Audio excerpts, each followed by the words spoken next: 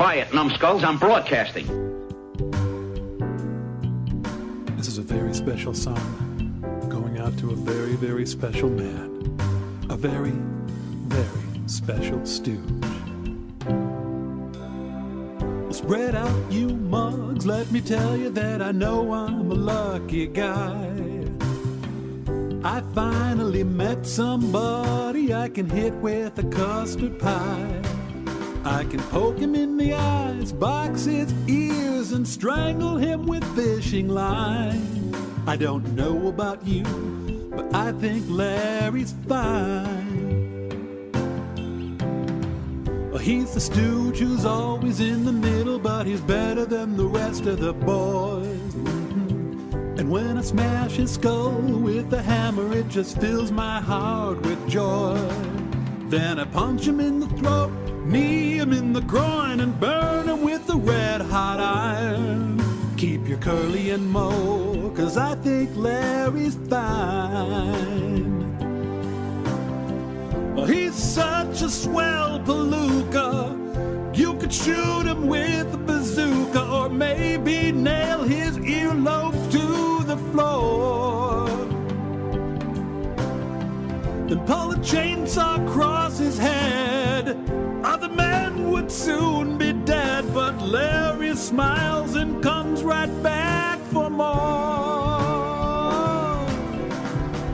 And then at night when we're together and there's no one else around, my Larry smiles and lets his baggy old suit fall to the ground.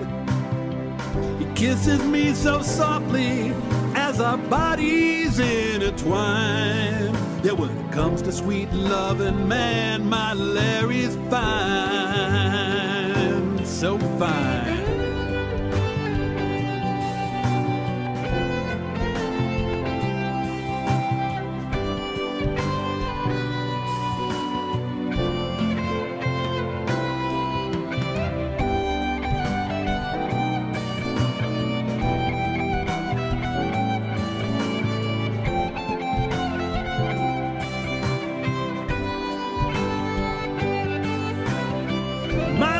Such a love machine.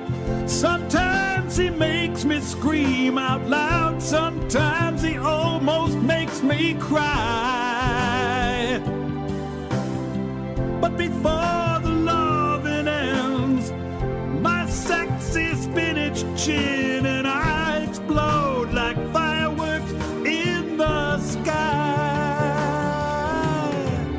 And when I wake up in the morning with my Larry sleeping next to me, I reach over and I rip out a chunk of his hair so tenderly.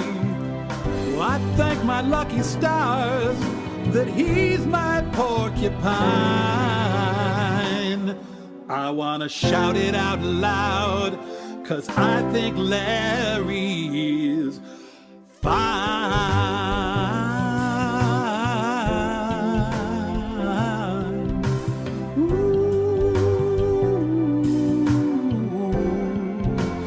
Doggone Larry's fine.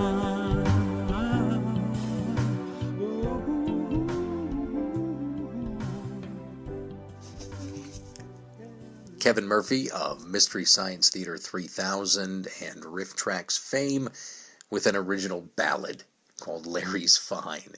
And nice and topical for episode number 3 of the Stoogecast, as our guest is author Geoff Dale. His latest book is The Fine Art of Boxing, No Stooge in the Ring. Part truth, part fiction about Larry Fine and his amateur boxing career. Absolutely terrific book, fascinating stuff, and Geoff is one heck of an author, really paints a picture in the book, and hopefully after hearing the interview we're going to do here in just a few minutes with Geoff, you guys are all going to want to check out the book. There's a Kindle version of it that's available. We'll get all that from Geoff as we head into the show. But just a couple little notes and news items. First, have to send out thoughts and condolences to Jill Marcus Howard on the passing of her husband. So our thoughts are with you, Jill, you and your entire family.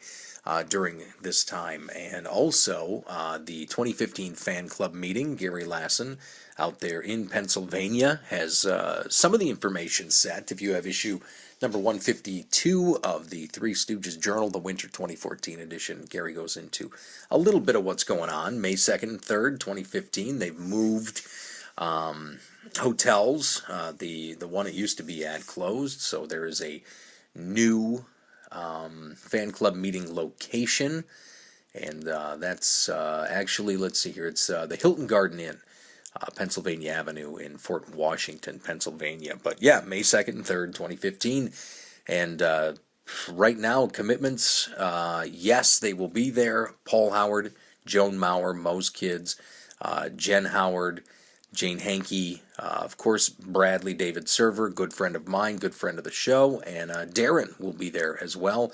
And our first guest on the Stoogecast, a wonderful guy, just top-notch, and thrilled to have had him on the show, and thrilled to be able to call him friend. Saxon Sitka will be there as well, and Gary has promised that he will get more information in the spring edition of the Three Stooges Journal, which should be hitting in March, so all the information will be in there coming up here in just about a month and a half. So that's really all the news we've got. If anything else comes up, we'll definitely let you know on our next episode. But for now, sit back and enjoy a nice conversation with Geoff Dale. Great author, great guy, and a guy who really just has a genuine, undying love, like I do, like we all do, for the Three Stooges, and his new book really, really shows that, The Fine Art of Boxing, No Stooge in the Ring. And we're going to get in-depth with Geoff about his love of the Stooges, the book, and a project that he mentioned to me that he said he wanted to talk about on the show that I think everybody's going to be really excited about, his next book. Let's take a little break. When we come back, author Geoff Dale, right here on episode number 3 of the Stoogecast.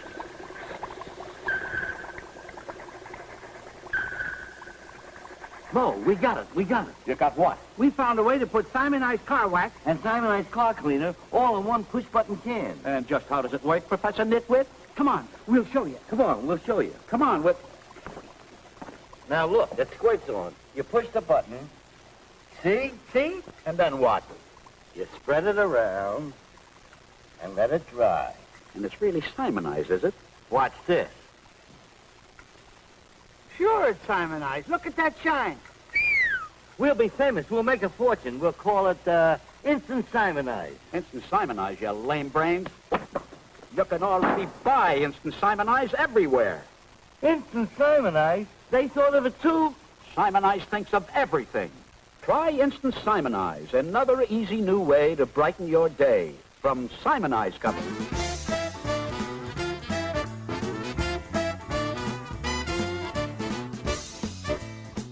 We're back on the Stoogecast, and very, very proud to have author and world-renowned Stoogeholic Geoff Dale joining us on this episode of the Stoogecast. Geoff, thank you so much for taking the time out and joining us.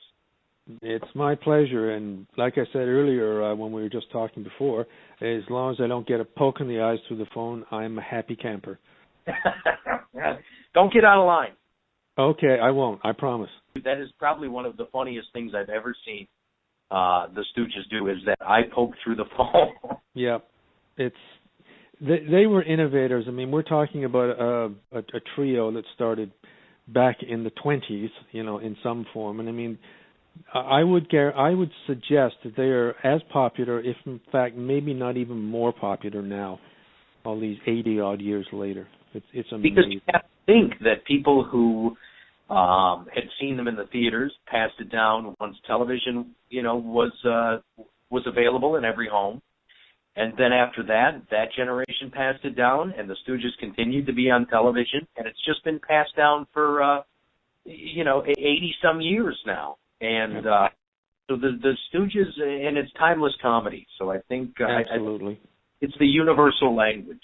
It is for sure.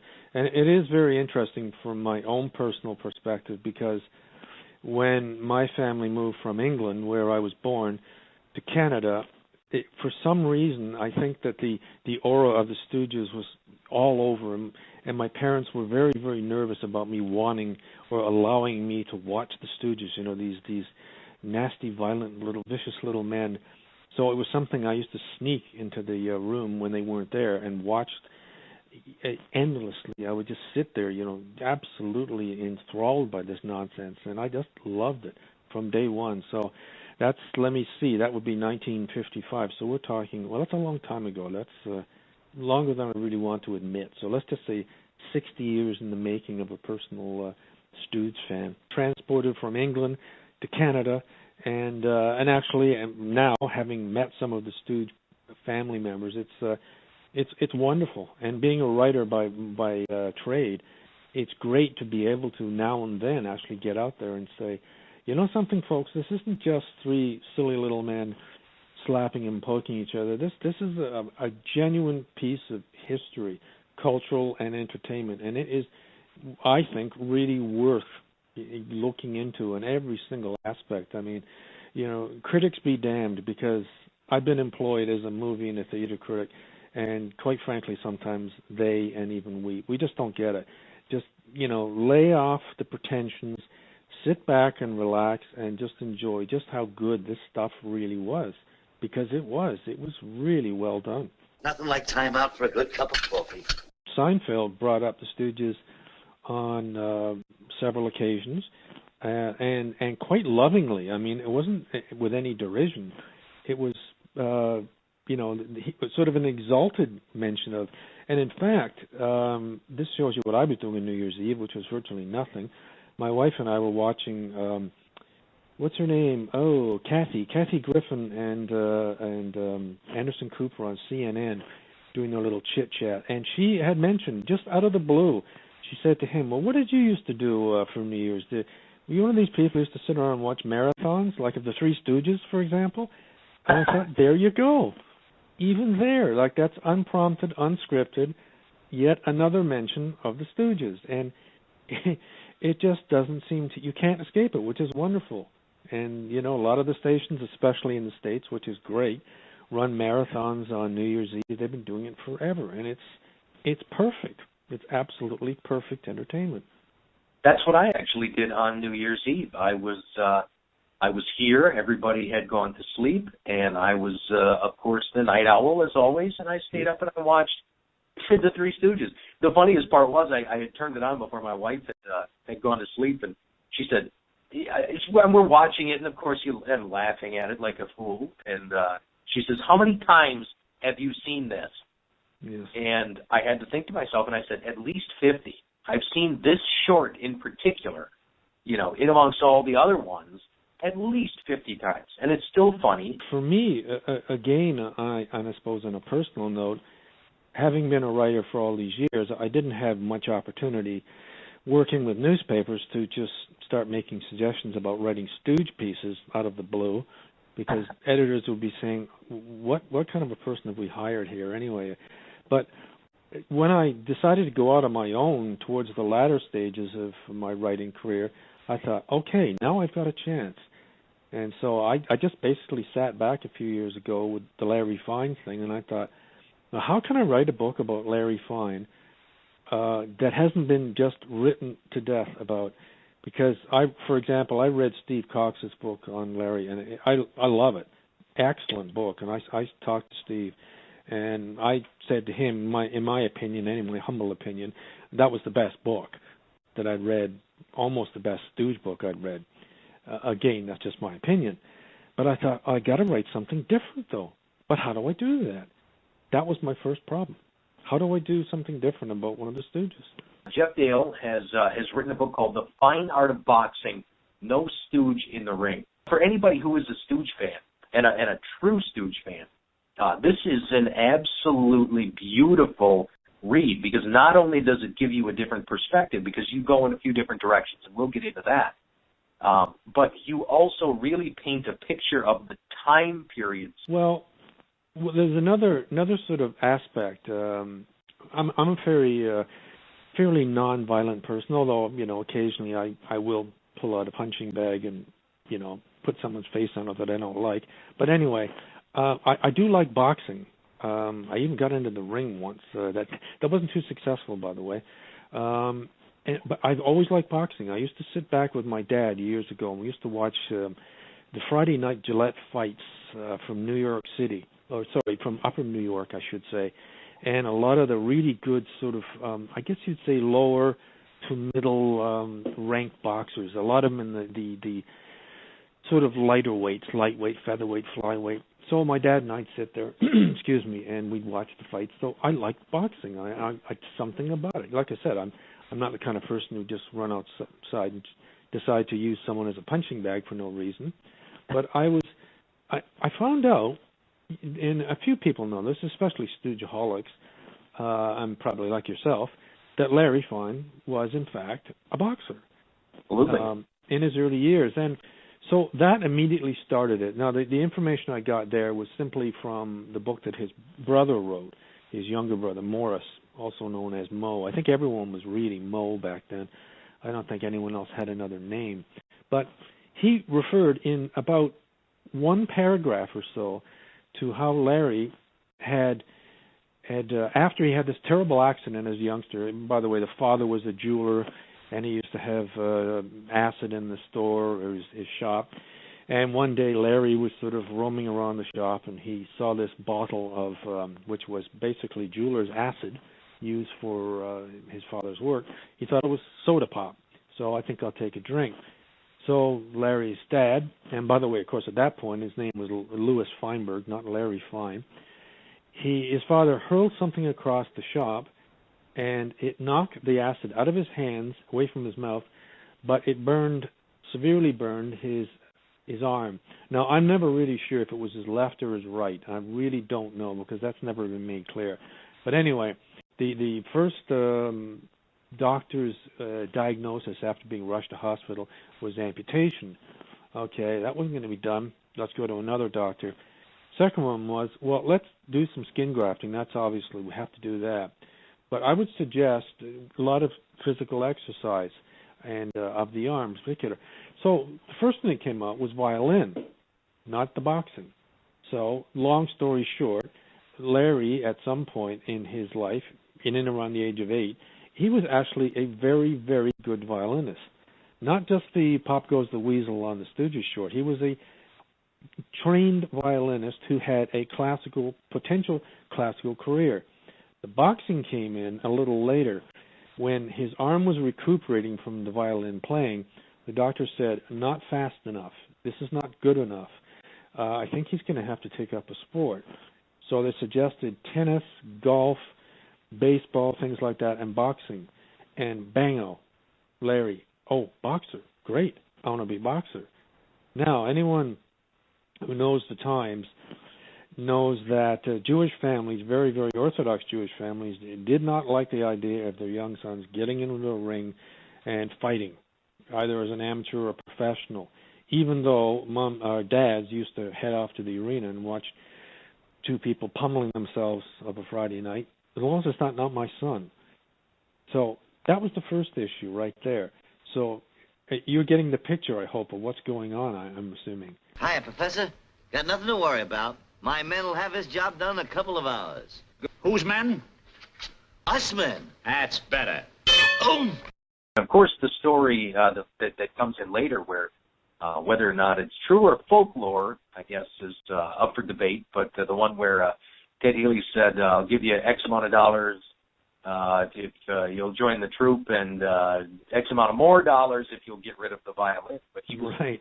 A very good violinist, and of course, like you said, a good amateur boxer. So that's kind of where, and I don't want to give too much away about the book, because I really think that Stooge fans need to grab the book. And of course, there's a Kindle edition available on Amazon. But that's kind of where the book picks up. But you really do paint a picture of the time as well.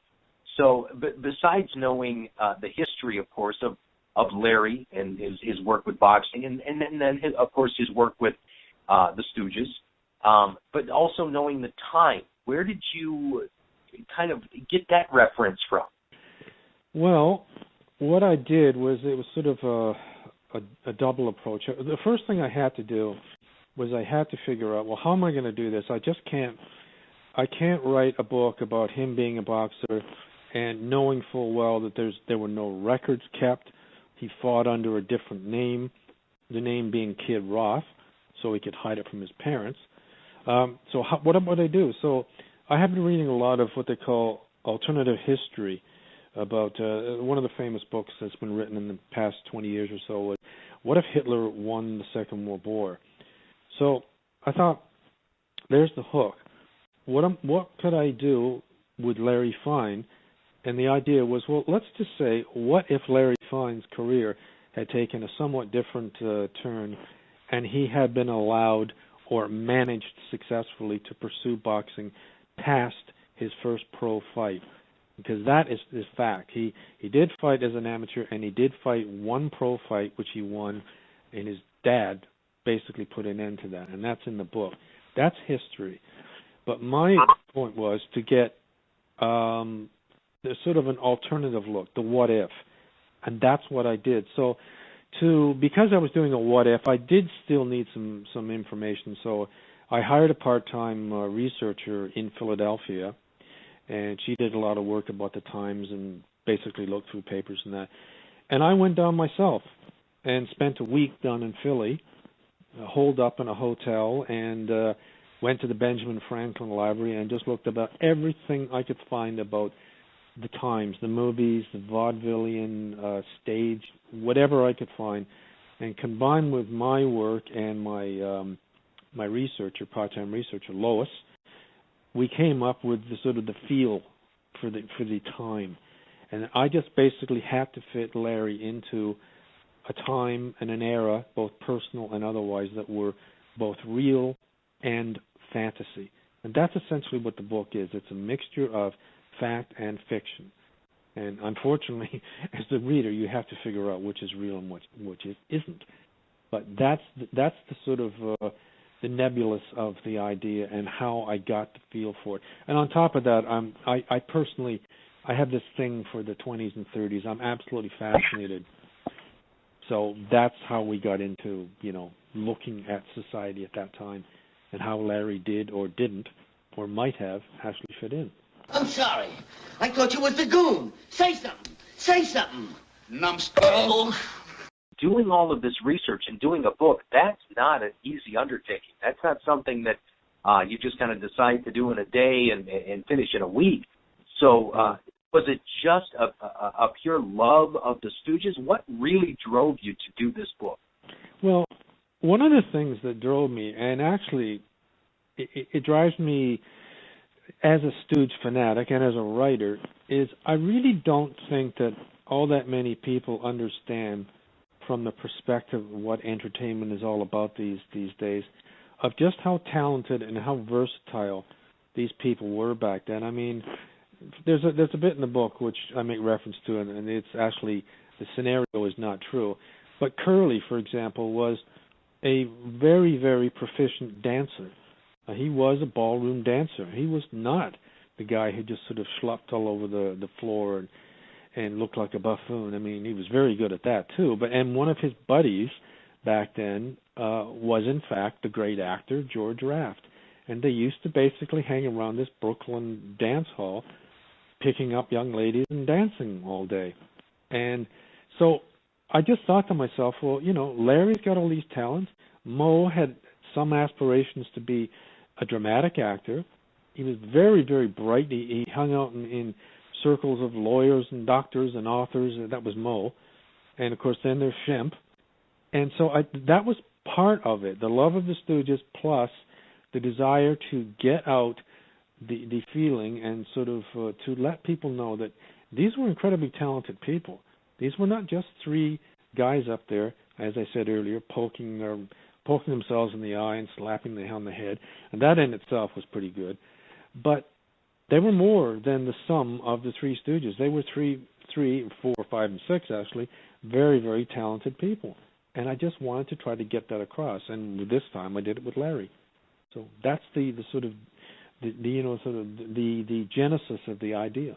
I like to joke with some of my friends. I mean, obviously, I don't have a vote in the States.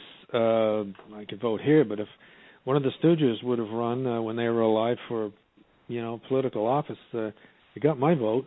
I'll tell you. We can do a lot better than the political scene in Canada right now. So that's probably going to get me a lot of, not hate mail necessarily, but Curly Howard for president, Larry for vice president, Mo for treasurer. I'm all for it. And we can't forget, Emile's got to be in there, and Christine McIntyre. The whole works. And that's the other thing that I don't go into in the book, obviously, because it's not really about the Stooges. It's the whole company. I mean, we're not talking about just a sort of flimsy ragtag bunch of second-rate performers. I mean, this was a company that was built up of first-rate, good actors. I mean, they knew their stuff. I mean, and they complemented the Stooges so well. And someone had suggested to me at some point with Larry in particular. I mean, he seems to be the middle guy, the guy who's kind of quiet, a little bit, I don't know, doesn't share the limelight that much, but he's an amazing reactive actor. I mean, he reacts so well, and he moves so well with the other two, even though in the early days Mo and Curly were sort of dominating the spotlight. Larry is I always thought Larry was a very good actor. I just thought he was great to watch. And if you watch some of the movements, you say to yourself, I think I could see him being a boxer. And at the time, by the way, Philadelphia boxers, they were at the top. And Larry got into the ring. I mean, this apparently is true, and I don't know who they were, but he sparred with some of the greats in his youth, to get himself ready. So, and he had a future featherweight champion of the world, Benny Bass. That's the little fish. I mean, he trained him in some of his warm-ups. So, fascinating stuff. Just it keeps on amazing me every time I think about these guys. I kind of noticed it growing up. When you're an angsty teenager, you really relate to Mo. Everybody's stupid. You just want to everybody in the head. Exactly. When you're a little kid, the world is wide open, and it's just a puzzling place, and so you relate to Curly. But you go along in life, you really start to watch and relate to Larry, because you're kind of the very definition of the victim of circumstance. You're the guy that's drug along, just trying to make it through the day, and everybody around you's going crazy. Exactly. And I also like the hairdo too. I'm partial. I haven't lost my hair on the top like him, but I just love it. It's the crazy professor look to me, and it's just outstanding. Say, I beg your pardon. Do you have any idea what we're doing? Now that you mention it, no. I don't want to put in a plug for my next book, but you can't forget Shemp. I mean, he's just so underrated. I mean, the fact that he's known around the world, even to Stooge fans, as the forgotten Stooge, that pains me, because he was something else. And unlike Larry, who was the boxer, Shemp, of course, was the fanatical fight fan. So, a bit of a link there between those two. Just fascinating guy. And another one, I mean, some of his moves. I realize he never got in the ring, but you just watch some of his footwork. It's pretty obvious that even though this is for comic effect, he really watched boxers very, very well. When he was right at the arena, when he was at home, apparently he used to jump up and down and amuse his friends no end, because he'd get himself worked into an absolute lather. And it's just, I would just have loved to have been there to see this, but unfortunately, the book on Shemp is not going to be an alternative history. It's going to be hopefully his real life. So, but Larry, I just had so much fun. It was a lot of work, but I just had a lot of fun doing it, and I feel like I've dug into a little bit of what he was about, and I just wish I could have gotten even more. So as far as the Shemp project is concerned, was that something that you had been thinking about from the beginning, or just after doing the Larry book, you kind of decided, hey, nobody's really done a good Shemp book at this point, so it's about time somebody steps up? Well, actually, that's funny you put it that way, because that's very close. In reality, when I was writing the Larry book, I thought to myself, well, I always wanted to write a Shemp book, so let me start to look and see if there's ever been one written. Well, there hasn't. There has been no biography ever written on Shemp. And I thought, okay, there's got to be a reason for this, because I know he's the original Stooge. And, people, it seems the older they got, the more they appreciated Shemp, and also appreciated the fact that he was almost in a thankless position because Curly was so good and such a natural comic and such a good physical comedian that anything Shemp was going to do would be would sort of be looked at in a not a very favorable light, which is really, really unfortunate, because number one, he was the original Stooge, and number two, he had a very successful solo career during the time that he eventually rejoined the Stooges. So I just basically did step one, step two. Okay, I'm going to write a biography. And so since last year, I've been running all over creation, going down to Los Angeles, talking to some Stooge relatives, like one of his granddaughters, Jill, and it's absolutely fascinating. Here's a man who appeared in movies with John Wayne, Marlene Dietrich, Sabu, and he played Sinbad the Sailor in Arabian Nights. It startles me. John Barrymore. I mean, these are not sort of second-rate nobodies. These are top-notch actors. And while obviously he wasn't the star of the movie, he was there. He was a big favorite of Abbott and Costello, and he was in several Abbott and Costello movies. And in my humble opinion, I thought he was as funny as anyone there, if not funnier. Just great stuff. And to link the boxing in there, he was in I don't know how many movies, at least one, with a former lightweight champ, Slapsy Maxie Rosenblum. And so what a great name, They don't make them like that anymore, Slapsy Maxie. But so again, that's it. And hopefully the Champ book will be out sometime this year. And it's another fascinating guy, yet another Stooge. And the goal of that book, it literally was one major idea, was for after this, for hopefully no one to refer to him as the Forgotten Stooge. Simple as that. Just now you can remember who he was and what he did. So a lot of people have said, inside and outside of the family and the business, that Shemp was considered to be the natural comedian. You would think it might be someone else, but he was just a natural at it. And if you look at some of the movies, some of the feature films that he was in, like Buck Privates with Abbott Costello or Africa Screams, which is interesting because he's in that feature with Joe Besser. So those two obviously knew each other well. And but he has sort of an arsenal of apparently he was one of the original ad-libbers, because he used to take the script, and whether he knew it or not, and I'm sure he knew it inside out, he just used to ad-lib like crazy. And he'd be cracking everybody up all over the place. And probably giving the lead actors nightmares, thinking, oh my God, this guy might be funnier than us. So that, of course, is rumored in many instances. But I'll touch on that, but I don't want to get myself in too much trouble.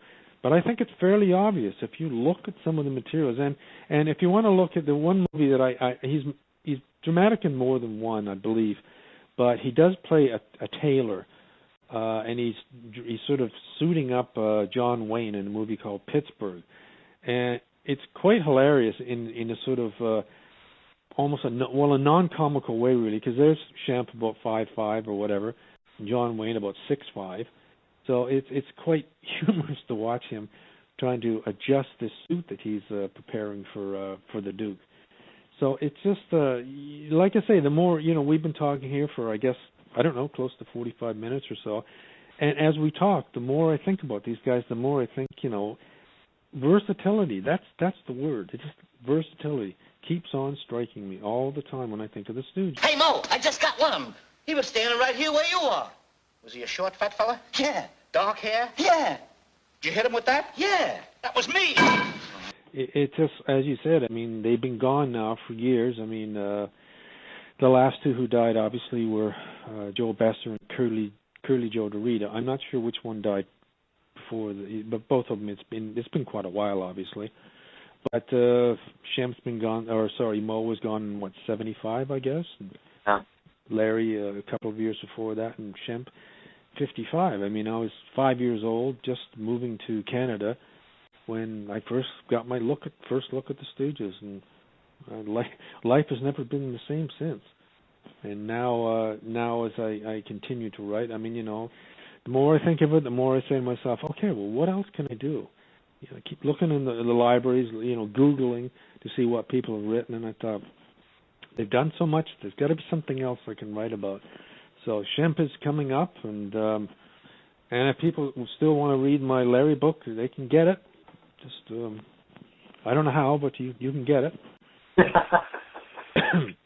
Contact me, I guess. I don't want to do an ad here on your show, but... Oh, please do. And what is the best way to contact you to get a nice physical copy? The book is beautiful. Nice big picture of Larry on the front, of course, and is a magnificent read. But how can somebody acquire a nice physical hard copy of the book? Quite simply, you can either message me on Facebook, because I'm there. And by the way, my name, Geoff, is a Geoff, because it's British. Dale, D-A-L-E.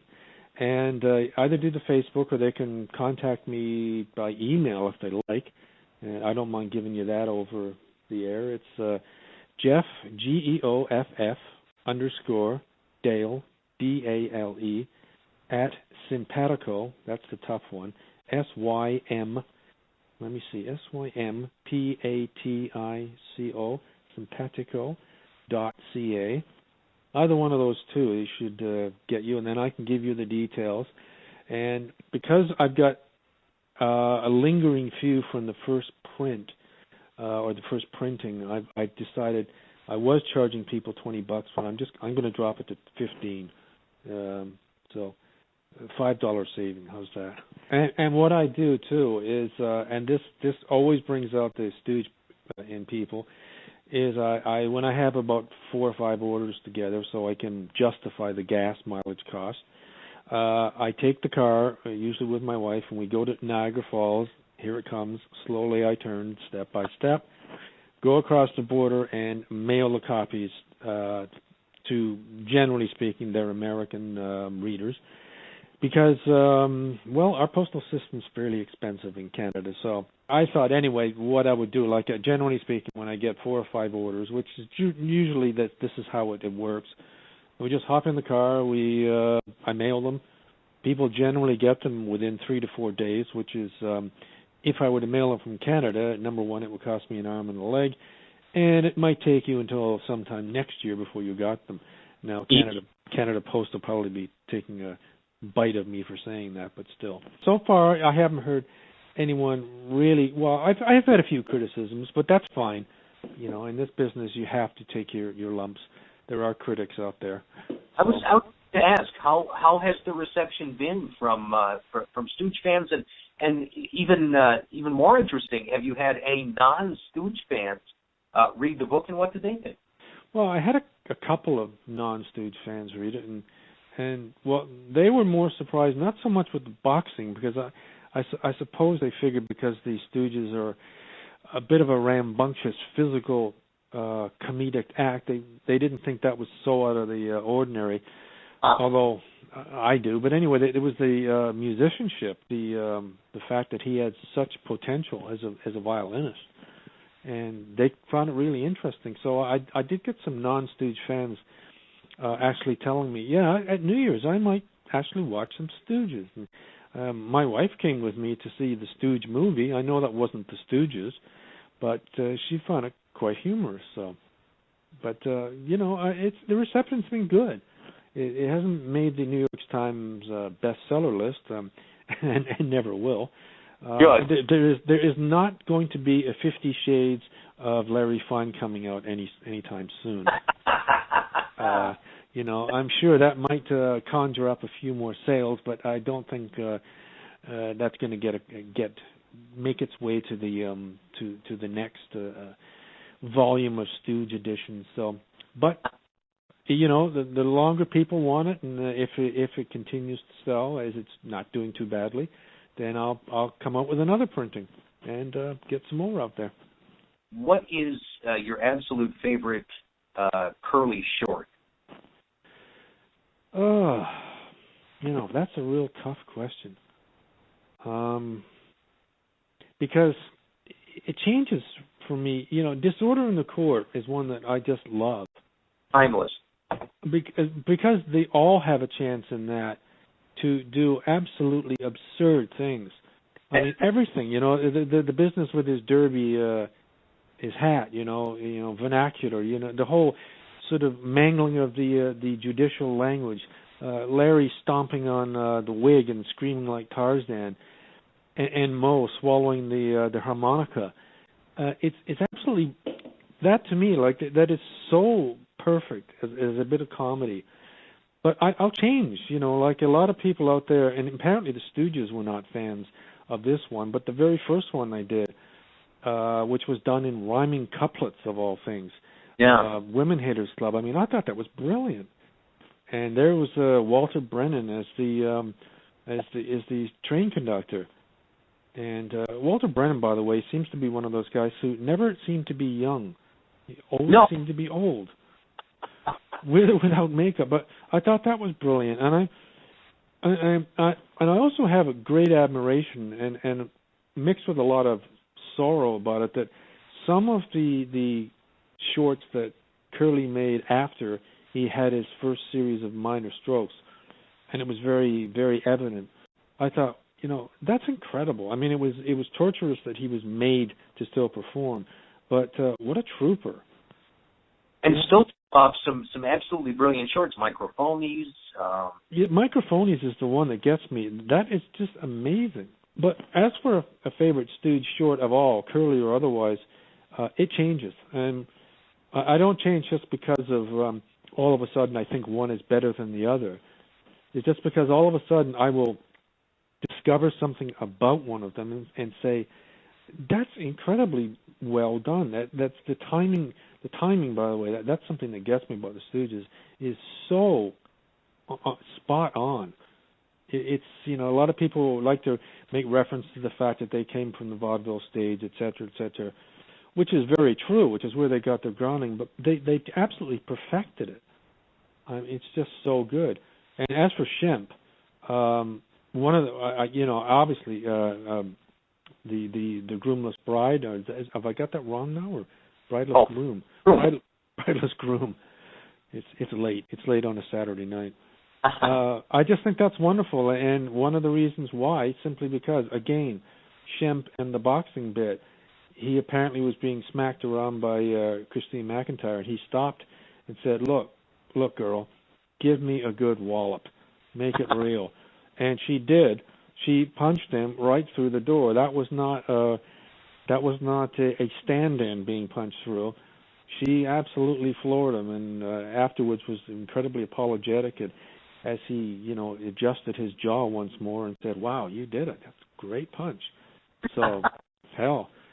So that's one of them. But, I can't really choose, and there's some better ones that I love, too. I mean, they're good. They fit the time frame, And the feature films, you figured they were all done, and there they are in the 60s doing feature films with Curly Joe DeRita, and it was great. And you say to yourself, oh my God, just think how good they would have been, because one aspect of features, especially comedies in the early years, is they were relatively short.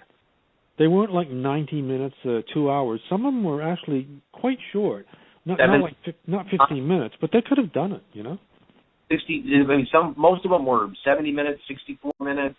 Exactly, yeah. Think of the marks. And the Stooges could have carried it through beautifully. Yeah. That would have been a perfect a film, an hour or so, a little more than an hour. I could have sat there in seventh heaven, lots of popcorn, nice drink of Coke, and an hour and a bit of Stooges. Oh, great. Double feature time. And you have to think that the studio, that Columbia would have done really well with that, considering that, and again, whether it's folklore or truth, there's got to be a shred of truth in it that people were going to the theaters to see the Stooges shorts, not the feature picture. Oh, I think that's absolute truth. I don't think there was, because in Britain, I know that a lot of the short films that they ran with their movies, and also the news clips that they ran, that's what was dragging people in, because news clips, I mean, let's face it, well, there was no television. Yeah. So the only other way you're going to get any visuals is by going to the movies, unless you wanted to just sit at home. And here, over in North America, it's the radio. Over there, it's the wireless. So, yeah, features would have been perfect for them. Hey, try this cheese. Oh, thanks. My favorite fruit. You see spots in front of your eyes? Nah, I used to see triangles. I knew it. I should have put more rat poison in there. No, you got to stuff it right up. Yeah. The evolution of the Stooges is, I think, what is so kind of fun to watch. But getting back to Larry, of course, like I had mentioned, in the Shemp years, Larry's role became a lot more prominent and a lot more fleshed out. And there were times that Larry was getting cast as, I don't know, maybe I don't want to say a heartthrob, but a wife stealer or a real Casanova. Yeah, and of course he had the main comedic role, and this is, I'm going to have to try to figure out what the name of the particular short was, where he's the chef cooking up what were supposed to be hot dogs. And everyone there thinking, of course, what he's doing here is he's killing cats and killing dogs. And I can't remember that. I know Vernon Dent played, some sort of an Arabian leader, of course, who was basically a hotel clerk. So, what was that again? Hassan Ben Sober. Yes. I thought that was hilarious. It was, and he had, because from what I understood, and I could be wrong, I thought originally that had been a role envisioned for Curly. Oh, sure, of course. But Larry pulled it off. I mean, it was funny. The funniest part of that short, which is Malice in the Palace. Malice in the Palace, of course, yes. The funniest part is after they come out and Shemp says, "Boy, what a close shave. If we'd have collided, we'd have been done for sure," or something. And he's up and all the plates crash and they go underneath the table and they start cleaning up. At one point, if you watch Larry, he's picking up the shards of the broken plates, but he finds a unbroken plate. Yes. And he picks up and inspects it and breaks it, and then puts the pieces back on the tray. I mean, come on. Yeah. It's I don't know. We could probably go on about this. We could have a series just on picking apart little bits of sort of Stooge filmmaking, and it just shows what an incredibly, I think, underappreciated in the broader sense of the word, just how good these guys are. And I'm not just talking about critics here. I'm talking about people in the general public who just need to say, okay, I watched some Stooges. I'll see it. Let's see what they all find so funny about it, and then they'll understand, I think. Yeah, that's all it takes. And the world will be a better place. And everybody will get along, and gas prices will continue to plummet. Absolutely. This will be a Stooge heaven to live in. It's just great. And, of course, the fine art of boxing. No Stooge in the ring from the great Geoff Dale, who is now working on a Shemp book, and no solid release date, but you're thinking this year? No. I have to have it into my publisher by June the 30th. So I'm thinking about possibly not sleeping at all for April, May, and June to get this done. I don't know when it's going to be published. It is being published, so I can give them a plug, by Bear Manor Media out of Albany, Georgia, which is great. I'm really happy to have them put the book out, because they've got some really good stuff out. I bought a couple recently. a book on Ted Healy, which I'm almost finished. Yes. Excellent book. That's Bill's. Bill's. It's that really lays to rest some of the many misnomers out there. Very, very well researched and extremely enjoyable to read. It's a very easy read. And also, let me see, I'm trying to think of the other ones, on Vernon Dent, too. Yeah. Another excellent book. So there's a wealth of material, but I just hope, and again, this is not to get people out there just to run out and buy it, but the book on Shemp, for me, is so important because, they've never done a biography on him before, and I find that absolutely baffling. I really can't understand that. Yeah, that there's been so many other books and autobiographies and biographies and such, but nothing on Shemp. And I can tell you, quite honestly, though, there is a scarcity of information out there. This has been really a digging project, and but it has been fun, and I'm really enjoying it, and I'm hoping, if nothing else, if this is not the definitive biography, which quite frankly I don't think it will be, it will at least be an introduction into his world and what other people thought of him. And I'll just give you a little tidbit, is I did speak to Shecky Green, the comedian, who's still alive, by the way, and still very, very funny. He's 88. Wow. And he used to be in Shemp's house way, way, way, way, way back. And some of the things he said about Shemp, it's really, really good to hear. Wow. So maybe next there'll be a book on Shecky if I can convince him. I like to think that I'm fairly much in tune with what's going on today, and I think I am. But there are some people from the other generations that I just thought to myself, God, these guys were good. They're more than good. Well, like we were both saying earlier, I mean, the fact that this troop started in some form or another in the early 20s, and probably earlier in sort of even tighter, different sort of scenarios. I mean, and it's still on the go here in 2015. I mean, that's remarkable. That's absolutely remarkable. And bigger than ever. Yeah, they are. I really think so. I think if you did some polls and some surveys, and let's face it, they do some polls and surveys of some pretty strange things now. So I don't think doing one on the popularity of the Three Stooges some 85-plus years later would be all that ridiculous. I think it would be really interesting. I think it would be a look at the slice of our culture and how it hasn't or it has changed. I appreciate all of them for what they've done. It's given me a lot of pleasure. It's just, and as I said, I mean, there's just not enough pure, simple comedy out there anymore. I don't think there is anyway. And when I say simple, I don't mean simplistic, but just straightforward, belly laughs.